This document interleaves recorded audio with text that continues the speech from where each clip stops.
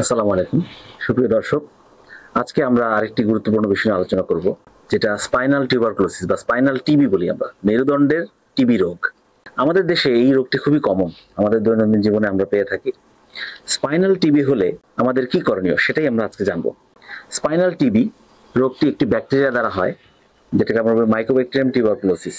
আমাদের এই ব্যাকটেরিয়া আমাদের শরীরে রক্তের মাধ্যমে ছড়াতে পারে, অথবা যার টিবি রোগ হয়েছিল অথবা টিবির কন্টাক্টে সে ছিল এরকম মানুষের হতে পারে, অথবা যার রোগ প্রতিরোধ ক্ষমতা কম, স্বাস্থ্যের অবস্থা একটু নাজুক, বা এমন একটা পরিবেশে সে থাকে যেখানে টিবি রোগী আছে, সেখান থেকে ছড়াতে পারে।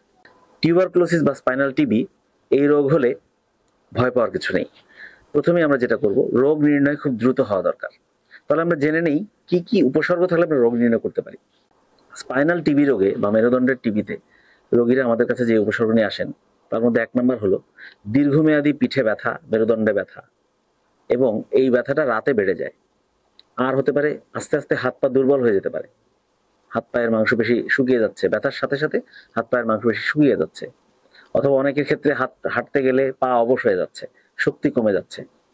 অনেকের ক্ষেত্রে দেখা যায় প্রস্রাব পায়খানার কন্ট্রোল সেটা নষ্ট হয়ে যেতে পারে দীর্ঘমেয়াদী ব্যথার সাথে সাথে।